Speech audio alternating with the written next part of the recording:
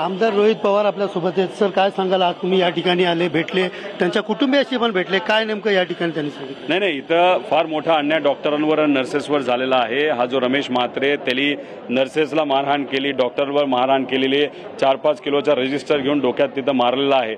हे कृत्य योग्य नाही. आणि असं कळलंय की इथं या हॉस्पिटलमध्ये अनेक वेळा त्याने असं कृत्य केले. तो गँग चालवतो, गँगचे मेंबर नर्सेस आणि डॉक्टरांना म्हणतात बाहेर आणि मग बघतो. हे काय त्याचं राज्य आहे का? इथं लोकांचं राज्य आहे, महाराष्ट्रातले लोक आहेत. त्यामुळे कुठल्याही एखाद्या डॉक्टर नाही तर नर्सेसच्या केसाला सुद्धा जर धक्का लागला तर आम्ही कोणाला सोडणार नाही. आत्तापर्यंत जेलमध्ये पाहिजे होता, पण पोलीस प्रशासन नीट काम करेना, कारण का तो सत्ताधारी कॉर्पोरेटर आहे. सकाळी मीडियाशी तो संवाद साधतो, तरी त्याला पकडलं जात नाही.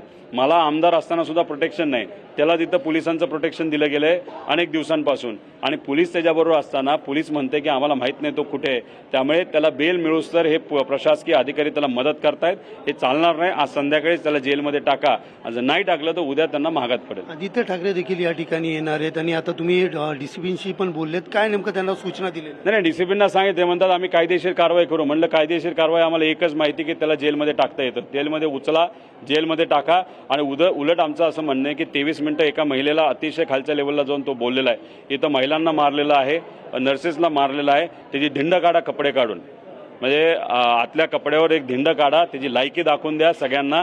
आणि या सत्तेतल्या नेत्यांना सुद्धा मला सांगायचं, कॉर्पोरेटर आहे तर त्याचं कॉर्पोरेटर पद हे तुम्ही काढून टाका. एक संदेश देऊन टाका की तुम्ही सामान्य लोकांबरोबर आहात. 12 तासानंतर गुन्हा दाखल झाला, सीसीटीव्ही देखील समोर आलाय, मात्र अजून त्याला अटक नाही. आणि गृह खातं ज्या पद्धतीने काम करतंय, काय वाटतं, पोलिसांवरती दबाव आहे? पोलिसांवर 100% दबाव आहे, गृह खात्याचा दबाव आहे आणि एकनाथ शिंदे साहेबांच्या पक्षाचा सुद्धा दबाव आहे. आता काल श्रीकांत भाऊ शिंदेंनी, मी त्यांचा आभार व्यक्त करतो की त्यांनी नर्सेस आणि डॉक्टरची बाजू घेतली.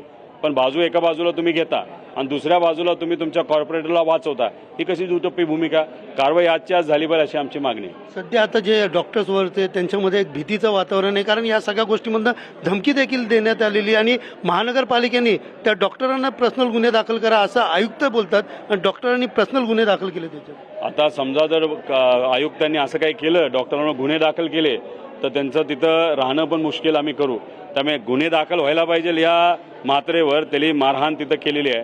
त्यामुळे या सरकारी कामामध्ये अडथळा करण्याचा, त्यांनी सरकारी हॉस्पिटलमध्ये मारहाण केली, पण त्यांना खासगी तक्रार दाखल करा अशी सूचना. नाही, 353 पण लागू शकतो त्याच्यात बरेच काही कलम लागू शकतात.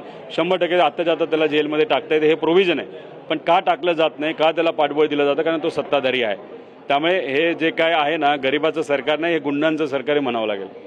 एकंदरीत पाहिलं तर हे सरकार जे आहे ते गुंड्यांचं सरकार आहे, अशा प्रकारचं आमदार रोहित पवार यांनी या ठिकाणी सांगितलेलं आहे. त्यामुळे थोड्या येणाऱ्या काळामध्ये मोठ्या प्रमाणात आंदोलन देखील या ठिकाणी उभारणार असून आता आदित्य ठाकरे स्वतः या ठिकाणी भेट देऊन ते देखील आंदोलनामध्ये सहभागी होणार असल्याचं रोहित पवार यांनी या ठिकाणी स्पष्ट केलेलं आहे. कॅमेरा पर्सन अथर्वसह सुनील जाधव, TV9 मराठी, डोंबिवली.